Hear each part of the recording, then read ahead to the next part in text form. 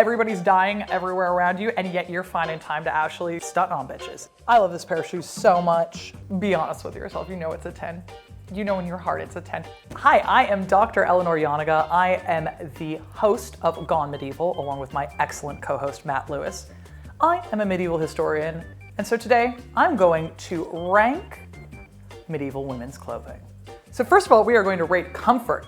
Then we are going to rate practicality, and then we are going to rank style. Afterwards, we will rank them from S tier, the best, down to D, which is clothing. Now, you might ask yourself who died and left me in charge of medieval women's fashion, and it's literally everyone in the medieval period, so there's your answer. To be clear, all this is completely subjective, but also I'm the one here, so I am the expert. If you want to fight about it, we'll fight about it afterwards. But let's just get stuck in.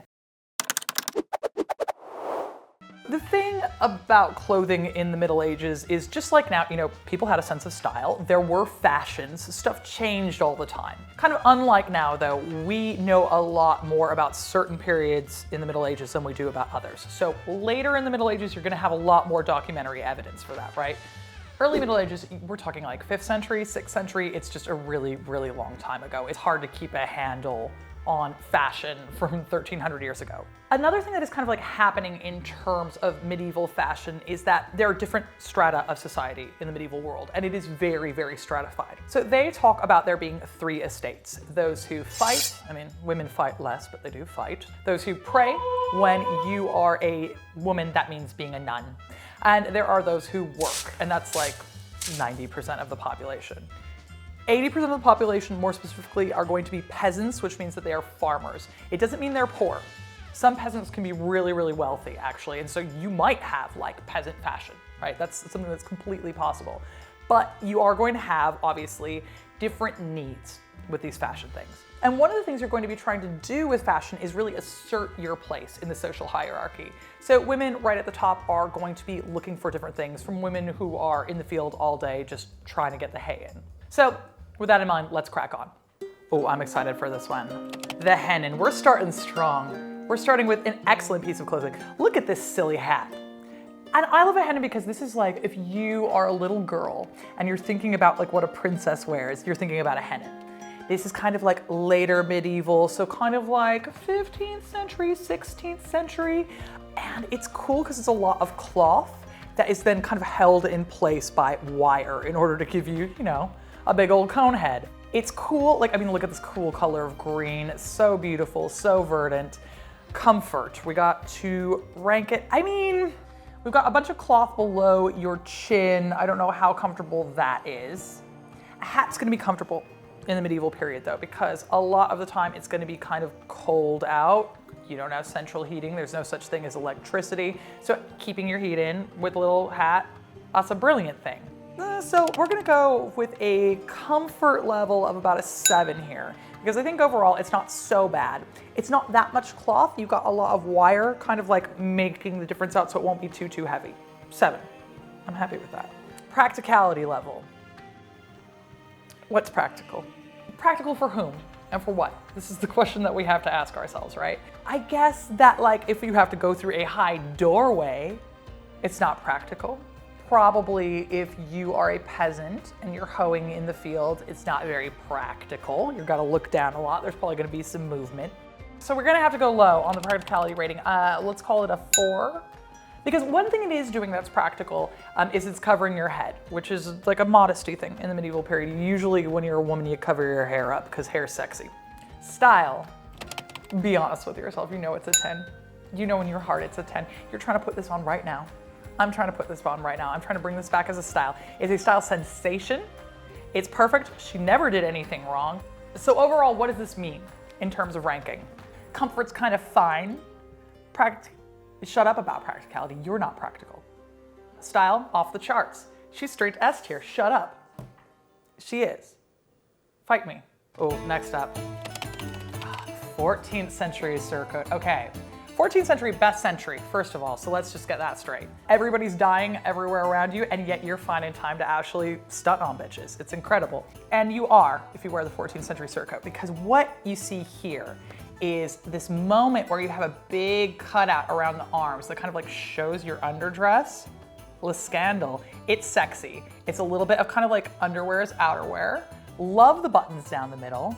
This lady's probably French because we've got this nice little fleur-de-lis pattern going on. It's an excellent garment. Okay, comfy? Yes, you know that's comfy.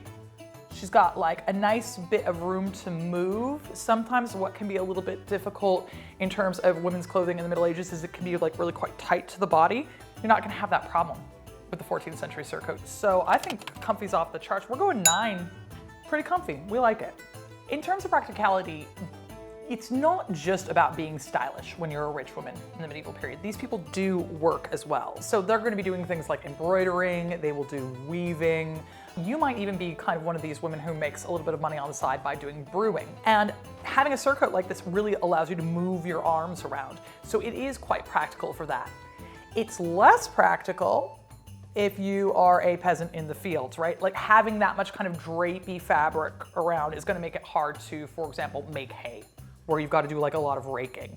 So I think the practicality level here is going to be kind of like around a 6, because for some of the women who are wearing it is pretty practical, but if it doesn't kind of like trickle down to every single part of society, how practical can it really be?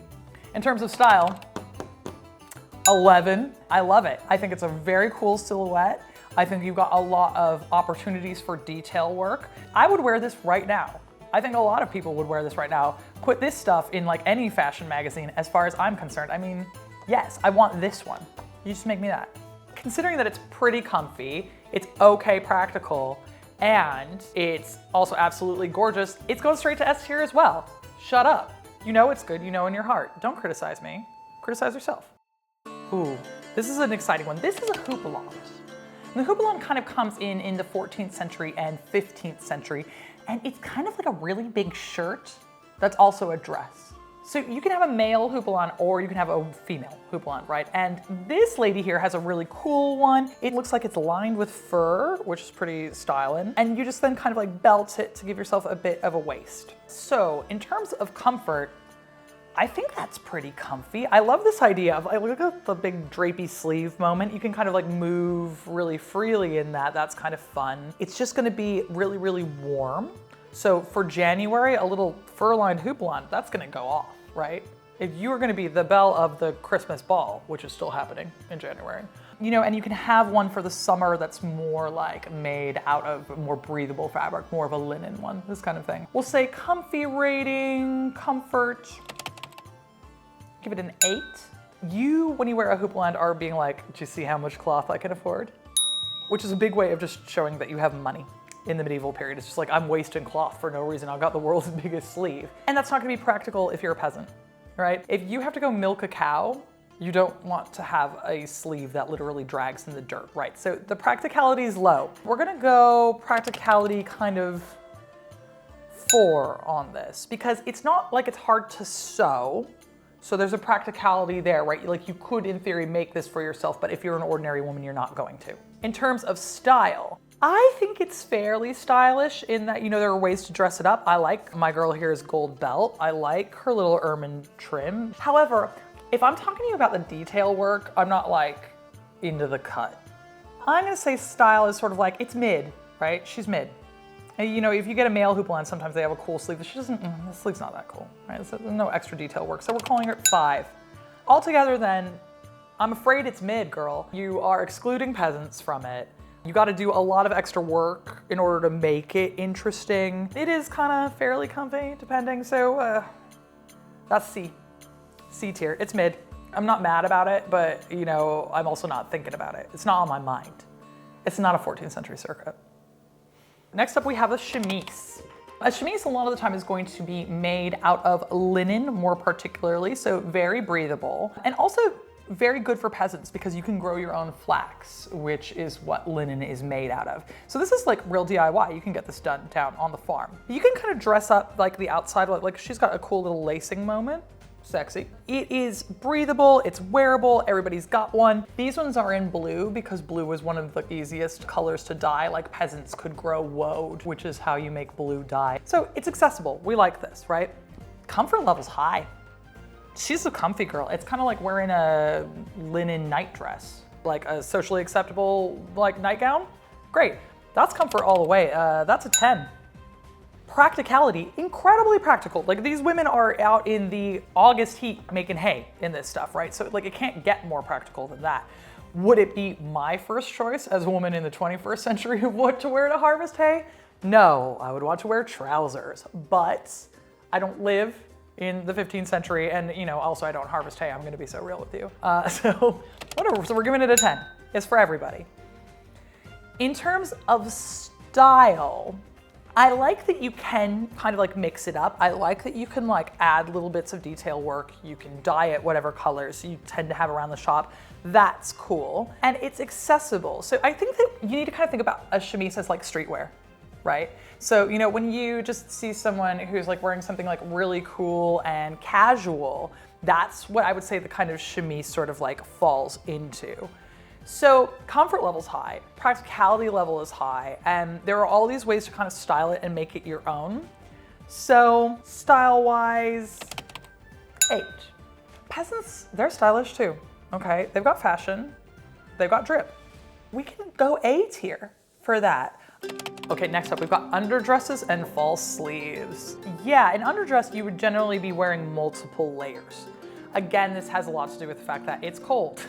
I don't know if you've ever been in an unheated house that only has a fire in the winter, but trust me, it gets frigid. Now, if you are really kind of lucky for the winter, you might even have a woolen one if you've got a lot of money.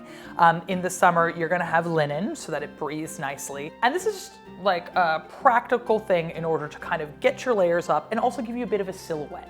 Because for medieval people, there's like one way for women to be sexy in terms of body type, and medieval people like a pear shape, right? So they're gonna want you to be like real thin up top on the dress, but then it wants to come out and flounce, right? So your underdress is gonna help you get that flounce and kind of like make it look like you're packing heat in the back, all right? So that's good.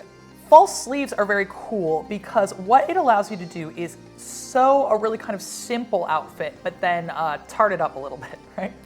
So you can get like a really simple T-shaped gown, and then you can sew in various pairs of sleeves, like really quick, like basting stitches very, very quickly. And then that can let you personalize it. And you can have all kinds of different sleeves in order to just switch things up a little bit. Comfort level, pretty high. Underdresses, as I say, because it can really depend on the season, it's all going to be able to be switched out in terms of what works best for you. The false sleeves, they are also really comfy because, you just kind of sew them in. Your biggest problem that you'd be working with there is sometimes the tight sleeve is in a lot of fashion, which will restrict your kind of freedom of movement. But overall comfort level is going to be high on these. We'll give it an 8. Because I don't know, you might have like the world's scratchiest underdress, and then you're gonna haunt me from beyond the grave and tell me that it wasn't a 10. So we're gonna go 8, all right? In terms of practicality, this is as practical as it gets. Again, you wanna stay warm. You want a way to freshen up your outfits without having to go all the way back and strip down the dress in general, so the false sleeves do that really well. So these are incredibly practical things that you can do to just freshen your wardrobe up a little bit, adapt to what temperatures are. So I think you gotta go 10, really. In terms of style, these are both really stylish items, actually, because it's stylish to make it look like you're caked up. Put a bunch of extra dresses on underneath. In terms of sleeves, bitches love sleeves. I gotta say that this is 10. 10 out of 10 style, and style for everyone. Again, accessible, all layers of society. They can get themselves an underdress. They can get themselves a new pair of sleeves. We gotta go S tier. Shut up. Get your own ranking. Oh, okay, all right. So I would know this pair of shoes anywhere because I have been lusting after them for years. These are from a 15th century painting called the Lebenszauber, where a bare naked witch is casting a love spell wearing this pair of shoes. I love this pair of shoes so much. Comfy, yes, because there isn't a heel, right? There isn't a heel. So that means that I can just kind of slip them on, just like get in there, padding around town in my little mule. We love a mule moment, clicky clack. So comfort, there is a pointed toe. I gotta take 1 point off for the pointy toe because if you're going up like a really steep pair of stairs, you're gonna wanna be really careful about that. So we're gonna go 9 on the comfort scale. Practicality, well, what's practical, all right? because if you are casting love spells bare ass naked except for a pair of shoes, this is the most practical pair of shoes to wear. Is it practical for mowing? No. Is it practical for animal husbandry? No. But what am I wearing when I get in from that? This pair of shoes. That is probably not accessible to me as a dozen. But you know what? I'm gonna save and I'm gonna get this pair. We're calling them practical. Okay, I'll give you a 9, all right? You're impractical. Okay, and you know it's an 11 on style. It's straight to S tier. This is a perfect pair of shoes. Oh, we've hit a style black spot, my friends, and it's nuns. You know, like, I'm not trying to be shady, okay? We love a nun. We love a nun moment. Because nuns are like, this is what you do if you don't want to die in childbirth and maybe you're kind of smart. Nuns a lot of time are drawn from like the upper echelons of society. You don't get to just like be a nun if you're a poor peasant, if you're a rich peasant maybe. So usually it's gonna be someone who has the opportunity to be wearing a cool Houppelande or like a surcote or something like that, right? And you can tell that they're very holy indeed because they don't care about fashion anymore and they just wear a big black sack. And they wear a wimple, because you know you gotta cover your hair up because that might be a little too sexy, and God hates that. So you wear your little wimple. So like the fit is specifically to say, hey, I'm a nun, I am religious, I don't do cool stuff, I do God stuff, right? So in terms of comfort, it's fairly high in terms of the fact that like nuns work, right? That's also one of the big things about being a nun, is that you're probably engaged in writing books, copying books out. That's a really big thing for them. Sometimes they work in hospitals. They will kind of tend to the sick. They'll have to garden in their nunnery. They'll do all kinds of like manual labor, which means they need to be able to move around, and it's got to be comfy enough for that. However, another way that you prove that you're holy is that a lot of the time they will intentionally make it a little bit scratchy. So it'll just be like rough around the edges intentionally, again, to show that you are being very holy and you don't care about things in this world. So we can't go all the way comfy on this because it's probably gonna be at least slightly itchy. So I think that you could probably maybe say it's a 7. In terms of practicality, it's incredibly practical. Like it's a 10 on practicality, all right? Because it's like, you're doing a job, you're showing everybody that you're doing a job. You're saying to everyone, hey, I'm a nun, like, please don't get horny. They're gonna get horny anyway. But you know, it's marking you out as being a very big part of this religious society, and you're doing work and you're just kind of getting through your day. In terms of style, she's a 0. That's the point. The whole idea is that you can't possibly be very cool if you were a nun. And they would want that, right? So like in its own kind of like inverted way, that's like a 10 for a nun on style because they want you to think that they look like trash. And they kind of do, so I'm afraid it's gotta go D tier because that's what they want. But that's where the nuns want to be, so actually I'm doing them a favor by talking a little bit of light trash. Ooh, next up we have the Bourrelet. I have such a soft spot for the Bourrelet. The Bourrelet, when it was introduced in England, was introduced by one of the first Czech queens, Anne of Bohemia. She brought it in from Prague, which was like the capital of the Holy Roman Empire at the time, and London was a real backwater, and she was like, check this out. Pow. That's what we do on the continent, right? And everyone was like, oh my God, it's a Bourrelet, right? And it was like a sensation, except for the clergy were really mad about it because they're like, it's too sexy, God damn it. Love that for them. A Bourrelet involves a lot of cloth. So again, it's gonna be one of these conspicuous consumption things because you're kind of rolling it up in different ways in order to show off all this cloth, and then you wire it in place to get the 2 horns. It is probably not very comfy. I'm gonna level with you. That's a lot of cloth on your head. It's a lot of wire on your head. It's just gonna be really, really heavy. So it's kind of the equivalent of wearing like somewhere to a helmet, but made out of cloth. That's gonna be really hot in the summer. Now in the winter, when you're just trying to keep cozy, that'll be great. Again, if it's August, I probably wouldn't want to. So we'll give it a 5, just to be honest about how temperature is real, I guess, and how it's not very nice to wear big heavy things on your head. In terms of practicality, all right, like, look, you're not gonna see a peasant in a Bourrelet. All right, because like think of all that weight. Like you're not gonna be able to bend over, right? It'll just like, it'll take your head off with it. That's not gonna be great. It's not gonna be great in terms of wearing it all day. Like you might have to just like go have a break somewhere where it's okay to uncover your hair just to like get a little bit of chill time. So it's not practical. This is for rich ladies to show you how rich they are. So look, we'll go 4. But here's the thing is the style's so high. Girl, like the style's a 10. The style's a 10.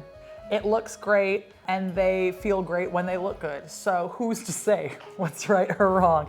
Look, she's got a little kind of like pearl moment, like a little flower on the top. She looks fantastic. I absolutely love to see it. Haters will say that if it's not comfortable or practical, it's gotta be at least a C tier, but that's where you'd be wrong. Because the style overrides this. Because you know, when you have a look like this, sometimes you just put up with it. And all my ladies out there know what I'm talking about. We're gonna put it in A tier. It's not quite S tier because the Hennin pips it, right? Because the Hennin gives you this amount of steeze without the weight, but it's still A tier, and I would be very happy to wear a Bourrelet right now, bring it back. Let's go. Peasant head coverings. All right, well, shout out to my girls, the peasants. You know, in a past life, if you were medieval, you were a peasant, and you would be thinking about covering up your hair. This does a lot of things. You wanna keep the rain off your head because rain or shine, like, the work's gotta get done. Someone's still gotta be out there weeding, right? It also means that it's kind of like protecting your hair. You can put it up in like, you know, a practical knot or something like that, and it's just gonna like keep all of the filth out of it.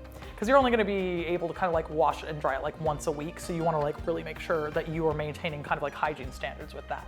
It's also doing the modesty thing. You can't just be like flashing hair around the joint, it's much too sexy. So slap a hair covering on and it'll work. Comfort level's gonna be high on this, that's probably 10. Like it looks like one of those cute little, you know, kind of like bobblehead hats that you might get now. If it's the summer and you still gotta cover your head up, you could make it out of linen, so it'd be pretty breathable, that's good. Practicality, again, it's a 10. Right? This is just doing what it needs to do. My girls are out there getting their work done. They're keeping their hair clean. They are adhering to societal rules. Can't say fairer than that. That's 10. Style. Well, it's no Hennin, is it? And now, okay, look, I like that it's accessible, and I think that street style is valid, as I say. But it's not gonna set the world on fire. No one's gonna be like, oh, did you see that peasant chick's head covering? So in terms of style, we will say it's mid, it's a 5.